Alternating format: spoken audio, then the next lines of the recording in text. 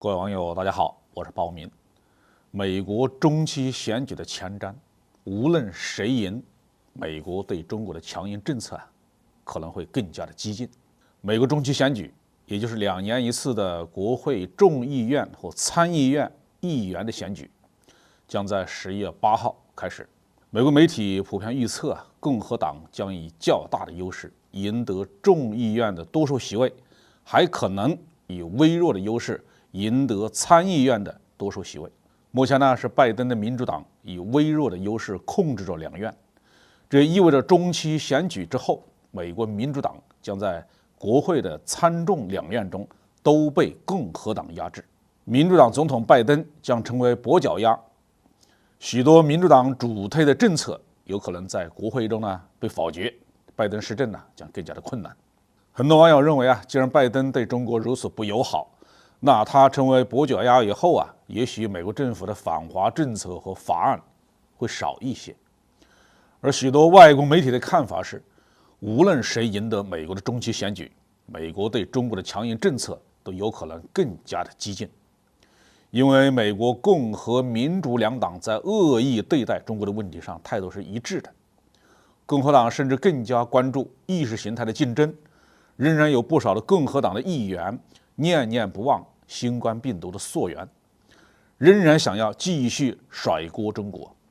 香港南华早报最近发表了几篇文章，分析了美国国会中期选举对中美关系的影响。美国国会的选举每2年进行一次，届时所有众议院的席位，1/3的参议院的席位都将被重新选举。有许多美国政治专家认为，在这次选举之后，美国的对华政策将变得更加的激进，主要是因为3个方面的原因。首先是在中美大国竞争更加激烈的背景下，美国从总体上将变得更加的反华。从2018年中美贸易战开始，美国国会对中国越来越强硬。据美中商会的统计，在2021年美国总统拜登就任前选举的本届国会上，议员们提出了400多项与中国有关的法案或者是决议。虽然只有一小部分获得通过，但几乎所有的议员都将中国视为竞争对手或者是敌人。反华已经成为2党的绝对的共识。2021年通过的维吾尔族防止强迫劳动法和2022年通过的芯片和科学法是影响力最大的2个法案。根据总部位于华盛顿的跟踪国会活动网站的数据，在所有提出的法案中，有120多个同时获得了2党的共同支持。这说明反华已经成为美国2党一致的目标。2党的分歧仅仅在于侧重点不同或激烈的程度不同而已。而且不仅仅是政客反华，美国民间也弥漫着反华的情绪。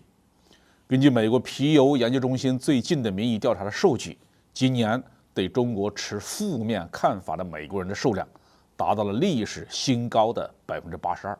比2021年增加了6%，比2017年增加了35%。其次，共和党的议员在反华方面比民主党的议员更加的激进。在本届国会任期内，共和党人提出的反华法案是民主党人的2倍多。尽管2党都升级了对中国的言辞的攻击，但是与民主党相比，共和党的声音更大。加州大学圣地亚哥分校的中国数据实验室在2019年和2020年收集的信息显示，共和党人在推特上谈论中国的频率远远高于民主党人。美国媒体认为共和党人在众议院的胜利将转化为更响亮、更积极的推动对中国政策更加强硬。第三，在这次选举中，有一群反华急先锋有可能当选、连任和获得更高的职位。比如说，臭名昭著的反华旗手之一，佛罗里达州的共和党的参议员马可·罗比奥，他就是靠着骂中国而出名的。几乎可以肯定，他还将连任。仅仅是在本届国会任期内，罗比奥就支持了至少28项反华中国法案。另外2个积极反华的议员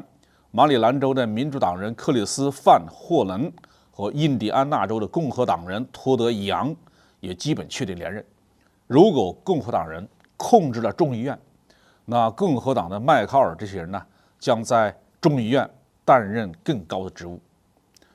而且对有关的法案和调查将有更大的管辖权。这个麦考尔在2020年呢，担任麦卡锡委托的中国工作组的主席。这个工作组的任务啊，就是对付中国。类似的反华议员还有一大堆。现在基本上可以肯定，在美国国会中期选举之后呢，美国将出台更多的针对中国的政策，中美关系将更加的紧张。中国现在没有别的选择，唯一的出路啊，就是提升自己的实力，直面与美国的斗争。